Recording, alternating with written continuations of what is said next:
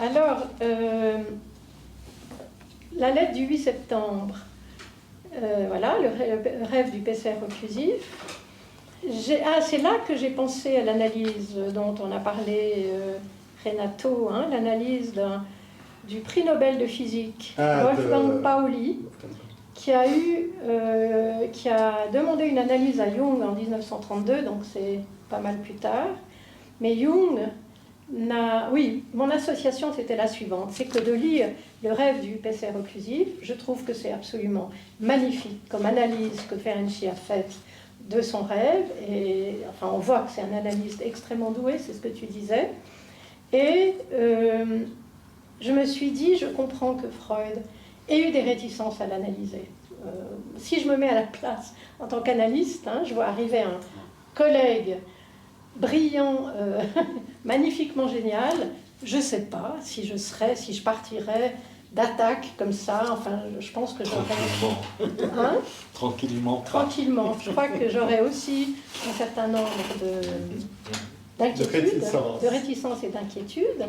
Et ça m'a rappelé un texte que j'ai travaillé pour un article qui est la correspondance entre Jung et Wolfgang Pauli, qui est venu en 1932 demander à Jung de l'aider à Zurich parce qu'il avait tendance à beaucoup trop boire et à se bagarrer, à se disputer, à avoir des bagarres dans les bistrots avec des tas de gens. C'était un physicien qui était près du prix Nobel, et Jung n'a pas accepté de le prendre en analyse. Il l'a envoyé à une de ses collègues, Erna Rosenberg, une illustre inconnue pour moi, qui n'a jamais laissé de traces de l'analyse de Pauli. Mais en revanche, Jung et Pauli ont eu des échanges de lettres, toute une correspondance extrêmement riche, parce qu'ils partageaient tous les deux l'intuition et la conviction. Jung était convaincu, mais Pauli était un vrai scientifique qui, lui, il voulait expérimenter la question, mais Jung cherchait à montrer que la matière psychique et la matière physique ont une seule, sont d'une même nature. Et Jung s'appuyait sur les écrits des alchimistes, hein, et il remontait à l'époque d'alchimie où il n'y avait pas de différence entre la matière physique et la matière psychique. Enfin, c'est une façon moderne de dire les choses, ce n'était pas dit de cette manière. Et ils ont tous les deux partagé, Pauli et Jung, ce projet de recherche, et ça a été l'occasion d'un échange qui a duré 35 ans, si je me souviens bien, dans lequel Pauli racontait beaucoup de rêves à Jung, les analysait lui-même, Jung lui répondait. Quand Pauli n'était pas en forme, Jung, alors là, il se montrait alors analyste, enfin il lui remontait le moral, il lui écrivait tout de suite. Mais cette correspondance est passionnante, et ce qu'on voit, c'est que Pauli, comme Ferenczi au fond, a à la fois une demande d'analyse et a envie de se faire analyser et de se faire aider parce qu'il ne va pas bien, mais en même temps, il a extrêmement peur d'être intrusé par son analyste. Il fait des rêves très clairs où il voit Jung en étranger qui va pénétrer en lui et qui va le détruire. Enfin, il y a des passages vraiment extrêmement clairs de la correspondance, ce que Jung comprend très bien d'ailleurs, parce que je pense que Jung avait un peu la même problématique, un peu psychotique, d'angoisse d'intrusion. Et c'est tout à fait intéressant de voir comment l'analyse a pu se faire obliquement, par l'échange de lettres, par l'auto-analyse, mais supervisée, si on veut, par Jung. Il y avait aussi des séances, non? Ils avaient quelques séances. Oui, ils avaient des séances, tu as raison, oui, tout à fait. Ils avaient des rendez-vous, c'est juste, oui, tout à fait. Mais il avait par ailleurs son analyse avec l'analyste. C'est ça, exactement. Il avait une analyse parallèle. Il a dit, le transfert a été morcelé, enfin dispersé, et c'était plus supportable sans doute pour Pauli. Ah, oui. Parce que sinon, il y avait quelque chose qui aurait explosé, enfin qui lui aurait donné le sentiment d'exploser. Donc il y avait 4 espaces d'analyse finalement. Il y avait l'auto-analyse, l'analyse avec cette dame, quelques séances avec Jung, et puis l'échange épistolaire avec Jung. Exactement.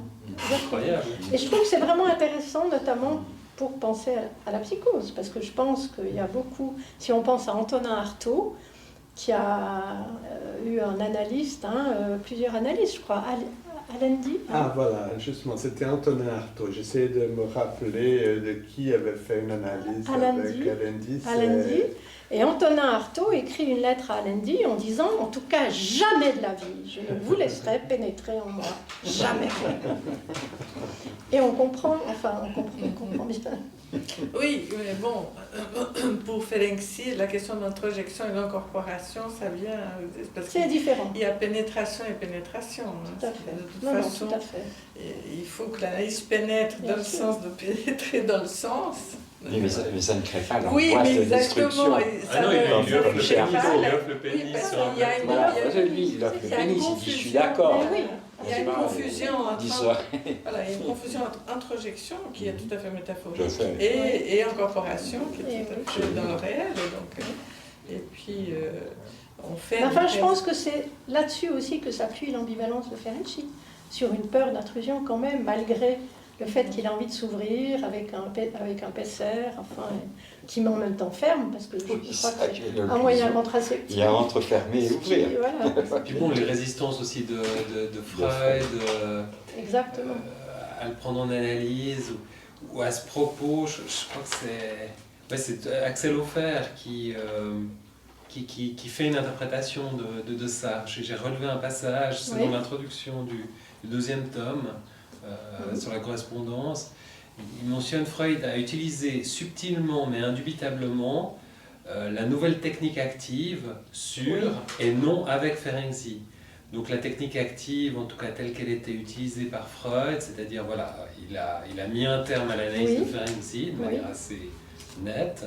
Et puis il a interprété le souhait de Ferenczi de la poursuivre comme une résistance pour ne pas régler ses affaires. Et je pense notamment ses affaires sentimentales. Exactement. Avec se marier ou non Gisela. Exactement. Oui. Voilà. Non, mais tout à fait. C'est lorsque Freud commence à s'agacer vraiment avec l'indécision. Il n'a pas pris l'indécision de Ferenczi comme un symptôme. Il s'agace avec cette il trouve qu'il perd trop de temps avec cette indécision. Et c'est très intéressant parce qu'il dit que l'analyse est devenue une résistance. Oui. Il faut cesser de faire l'analyse parce que l'analyse vous empêche de prendre une décision. Mais le transfert est une résistance.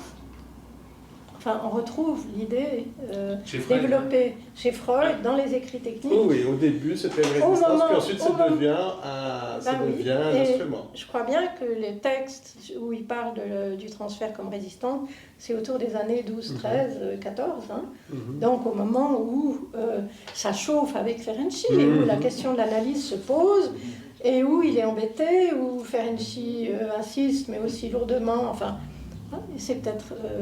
aussi en pensant à Ferenczi, que Freud relève les transferts comme, à la fois comme outil d'analyse, mais en même temps comme résistance à l'analyse.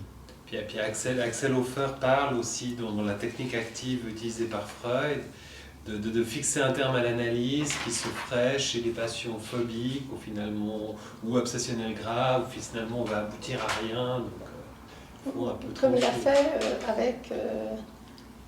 C'était lequel? C'était l'homme au roc ou l'homme au loup? J'ai tout d'un coup un blanc. Il a fixé un terme avec l'homme au loup. L'homme au loup. L'homme au loup. Qui a fait quand même une analyse. Mais après, il est revenu... Après quelques années, il a encore analysé 6 mois. Oui. Même s'il avait fixé un terme. Il l'a envoyé à Ruc. Et c'était au moment où justement l'homme au loup a fait Sergueï a fait un épisode délivrant. Oui. Parce que Freud a demandé si vraiment il avait rêvé de ça. Parce que les autres l'accusaient, disaient non, il ne l'a pas rêvé, c'est toi qui as rêvé. Et puis il se communique avec l'homme au loup. Et puis là, ils reprennent un bout d'analyse à partir de cet épisode qu'il fait. Oui. Mais c'est dans quel, Renato, on parlait de ça, de cette... c'est dans quel échange ou quel texte où Freud parle un peu de son côté impatient en analyse, où à un moment donné on termine, enfin, on en avait parlé de ça, je ne sais plus si c'était... Oui, je ne me rappelle pas de... Quand est-ce qu'il a parlé de ça? Mais il n'aimait pas tellement faire de la thérapie, comme il disait. C'était la recherche de la théorisation. Il parle de ça à la fin, il dit que Freud aimait la clinique au début. n'est-ce Oui, pas avec les grandes et hystériques. qu'à un certain moment, il a cessé d'aimer L'analyse. parce qu'il y a des moments où il est très, très amer par rapport à la clinique, très amer par rapport aux patients. C'est de la Il dit racaille. le plus grand mal de Il est ses souvent patients, agacé. le plus grand mal. Mais ça, c'est vers la fin de la vie. Et Ferenczi, il interprète ça comme étant, de la part de Freud, c'est parce qu'il a commencé à buter sur des analyses. Ça veut dire il a buté sur des transferts négatifs, sur des traitements qui n'étaient pas jeune efficaces, homosexuel, qui ne marchaient pas, et qu'il a été déçu. C'est comme ça que... Ouais. Tandis que, si je comprends bien, Peters, il met ça plutôt en rapport avec le cancer de Freud. Parce que Freud, à partir de son cancer et à partir du moment de la prothèse, il n'articulait plus bien, il n'écoutait plus bien, et donc il a commencé à se désintéresser de la clinique et à se tourner vers le travail théorique. Donc, oui, mais aussi, je pense que son attente, il attendait quand même d'autres résultats. Oui. Donc, je pense que tout le monde à l'époque, si on voit l'insistance, les théorisations, toute la construction des analystes autour de Freud et autour de lui, ils attendaient autre chose, ils attendaient vraiment quelque chose de l'ordre d'une découverte très éclatante, qui avait montré éclatante, exactement comme cette histoire de Jung et puis ce physicien, donc il voulait trouver quelque chose vraiment mais c'est la question de l'efficacité aussi. Au début, Freud était très optimiste. Il pensait qu'en revenant à la source du trauma ou du fantasme, et avec la rémémoration de ça, il y aurait une guérison. C'était une thèse simpliste. C'est en découvrant l'étiologie, on guérit. Et puis ensuite, il a vu que ça ne marchait pas comme ça. Oui, mais encore aujourd'hui, cette idée, elle est répandue dans le public. En tout cas, dans la santé publique. Voilà, dans la santé publique, et puis aussi dans ces revues psychologiques, puis chez les patients qui disent oui, mais alors j'aimerais être analysé pour trouver et pour faire disparaître le symptôme. Donc ils viennent déjà avec une idée. Donc cette idée qui était freudienne au début, freudienne du début, parce que ok, mais elle est devenue aujourd'hui, elle s'est répandue, elle est devenue une idée collective, enfin populaire. Oui, parce qu'ensuite justement, à partir déjà de 14, bien avant le cancer, pas bien avant le cancer, mais avant le cancer, Freud avait déjà vu que ça ne marchait pas exactement comme ça. Ça pouvait marcher pour certains traitements, mais peut-être pour la plupart ça ne marchait pas comme ça. Et c'est là qu'il a écrit Remémorer. Et là c'est un tournant. Je pense que c'est Green qui a parlé de ce tournant très important où il dit que ça ne suffit pas de remémorer, il faut aller plus loin. Et là entre en jeu la question du transfert, ça veut dire de la réactualisation, de la névrose de transfert. Et de la réactualisation du symptôme dans le transfert. Et Ferenczi va utiliser beaucoup ça à la fin lorsqu'il va critiquer d'une certaine façon la méthode freudienne. Il va parler sur la question du présent qui devient plus important que le passé. Mais ça, c'est quand même, en lisant ces textes, ces échanges, ces reproches qui sont faits par tes deux, je trouve que c'est très compliqué d'interpréter, comme d'avoir une image la plus claire possible. Parce que finalement, Freud, quand il reproche à Ferenczi sa fureur sanandi, quelque part, le fait qu'il se désintéresse, qu'il ait de la résistance à avoir des patients, c'est que lui-même doit avoir... Peut-être que Ferenczi avait une fureur sanandi, mais lui-même aussi en avait une qui s'est renversée par un côté désabusé. Donc, en même temps, on adresse un message à l'autre qui est peut-être juste, mais c'est en même temps un message qui s'adresse à lui-même, quelque part. Bien sûr. Freud, si je me permets cette petite interprétation. C'est pour ça que c'est si passionnant, parce qu'on est à toutes les places. À la fois à la place de Freud, Ferenczi, on voit les projections, les introjections, et c'est ça qui est tout à fait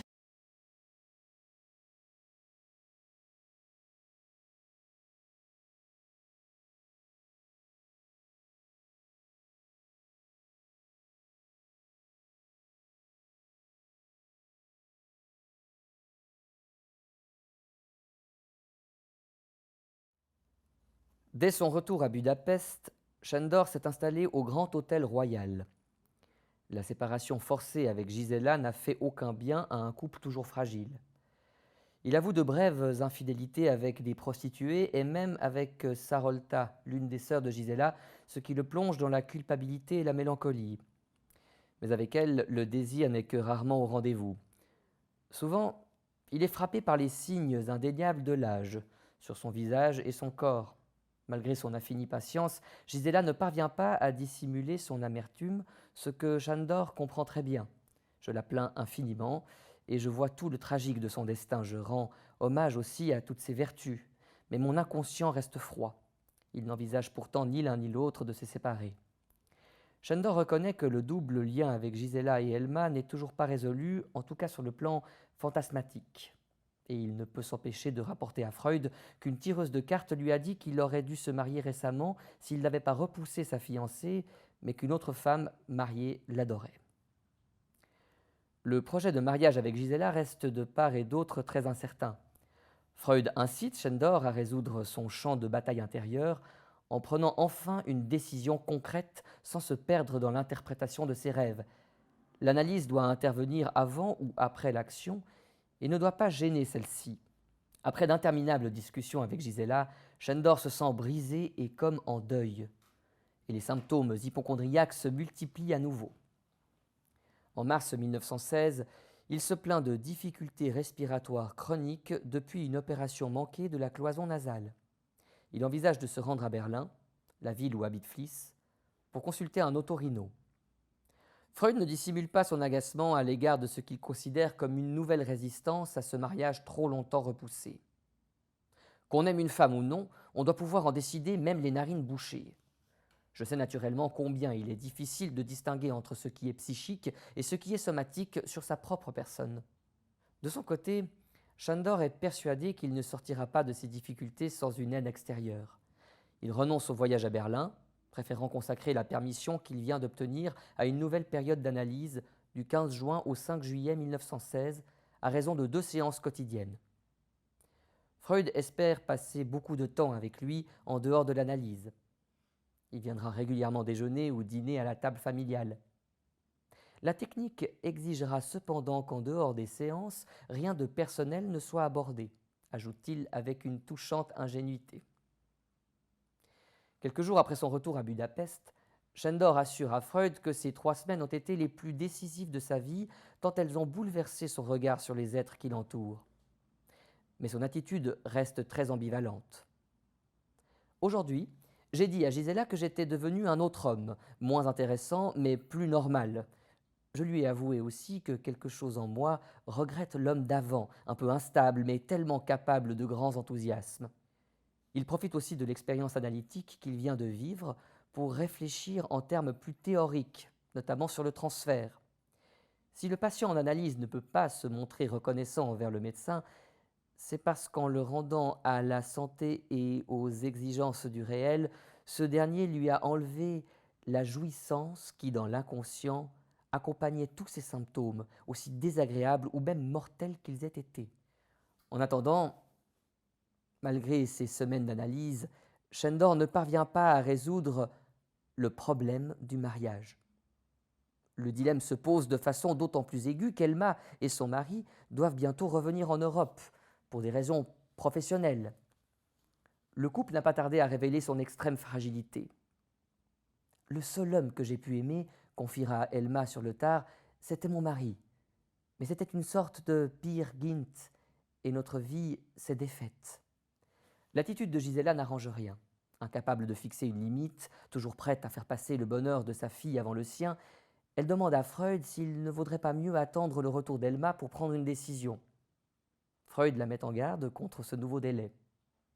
Pensez-vous donc attendre 6 ou 9 mois de plus, après avoir déjà attendu tant d'années, et attendre quoi? Cette même fille qui s'est déjà interposée une fois entre vous deux, et qui le refera immédiatement, autant par sa propre volonté que par votre consentement à tous deux? Pour la première fois, Freud s'avoue désorienté par ces atermoiements à répétition. Peut-être aurait-il mieux valu qu'il ne donne aucun conseil. N'est-il pas trop impliqué pour juger objectivement de ce qui serait le mieux? Ce qui est clair, c'est que le destin a noué là avec Elma un nœud qu'une personne extérieure aurait du mal à dénouer. Confronté au désarroi de Shendor, Freud approuve sa demande de reprendre l'analyse pendant les 2 nouvelles semaines de permission qu'il a obtenues. Il se voit du 29 septembre au 13 octobre 1916 à raison de 2 et parfois 3 séances quotidiennes. Au retour, Ferenczi envoie à Freud de longues lettres, assemblage de fragments d'un journal auto-analytique. Mais il reconnaît qu'une nouvelle fois, il a du mal à trouver le ton juste. Apparemment, le passage de l'enfant qui se confesse à l'ami qui écrit des lettres a été trop rapide. Le 24 octobre, Freud a cette formule énigmatique qui prendra tout son sens longtemps plus tard. « Si j'ai dit que la cure était finie, je ne pensais pas qu'elle était terminée. Elle a juste été interrompue par des circonstances défavorables. » Ce que Freud craint plus que tout, c'est que Ferenczi mette cette interruption au service de l'intention névrotique d'esquiver. L'état moral et physique de Shendor n'est pas brillant. Comme il l'explique le 13 novembre, au début c'était purement psychique, mais depuis quelque temps les affects ont de nouveau trouvé le chemin des manifestations corporelles. 3 jours plus tard, Freud déclare que ces hésitations continuelles sont pour lui la preuve qu'il ne sortira rien de toute l'histoire. Mais avec la méfiance de tous les analysés, Shendor interprète ce soudain scepticisme comme une astuce de Freud pour le libérer de l'influence exercée sur lui depuis tant d'années. Il s'agirait de le pousser dans ses retranchements pour qu'il réussisse enfin à prendre une décision personnelle. « Il me semble que vous vous servez maintenant de l'analyse pour embrouiller vos affaires », lui répond Freud. Le feuilleton se poursuit laborieusement, et dans l'espoir d'y voir plus clair, Shendor et Gisela décident de se séparer quelques semaines, ce qui les rend plus malheureux encore. Et Ferenczi, qui souffre depuis peu de la maladie de Basedow, une affection auto-immune de la thyroïde, et de sérieux troubles respiratoires, est contraint de quitter Budapest où l'hiver est très rude et les privations nombreuses. Il part se soigner au centre de cure de Semmering, non loin de Vienne.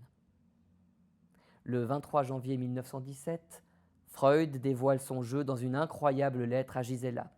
« Depuis que je vous connais et que je suis au courant de vos relations, j'ai ardemment souhaité de vous savoir unis. » Il assure avoir œuvré avec la réalisation de ce souhait par les moyens les plus variés, directement et indirectement dans la relation amicale et par l'analyse. Il a tenté d'agir avec prudence, afin que ses exhortations ne suscitent pas l'opposition de Shendor, mais sans se priver d'insister lourdement pour faire valoir son influence. Freud ne peut pourtant que constater l'échec de sa stratégie, et la maladie dont souffre Ferenczi, même si elle est cette fois indiscutablement organique, lui permet à nouveau de se libérer des pièges grâce auxquels il espérait l'attraper. Cette lettre, précise-t-il quelques semaines plus tard, n'est destinée qu'à Gisela. Il la considère comme trop sincère pour être communiquée à Shendor, mais elle la lui a déjà fait lire, fidèle à leur désir de faire prévaloir entre eux une absolue franchise. Le 24 mars 1917, Ferenczi, toujours en cure au Semmering, prend enfin sa décision. Et c'est à Freud, la seule autorité en cette affaire, qu'il demande de transmettre à Gisela sa demande en mariage. Dans sa réponse, Freud ne dissimule pas son ironie. « Que votre volonté soit faite ». Mais son intervention ne suffit pas à résoudre le problème. Comme Shendor l'avait anticipé, Gisela veut attendre le retour d'Elma avant de prendre une décision. Elle reste prête à s'effacer devant sa fille adorée, et dans l'immédiat, c'est à son tour de tomber sérieusement malade, ce qui suspend pour des mois tout projet de mariage. Il reste de toute façon un autre préalable, officialiser la séparation avec son mari, Géza Palos. En août 1917, ce dernier fait savoir qu'il consent au divorce. Gisela et Shendor semblent cette fois décidés, ce dont Freud est le premier à s'en réjouir. « À présent, rejetez toutes les hésitations, écrit-il à Gisela. Arrangez pour vous et pour lui une vie définitivement heureuse. Je suis terriblement content de ce dénouement facile. » Le mot « facile » est mal choisi. Les formalités vont se prolonger plus que prévu et le divorce ne sera officiellement prononcé que 18 mois plus tard, en février 1919.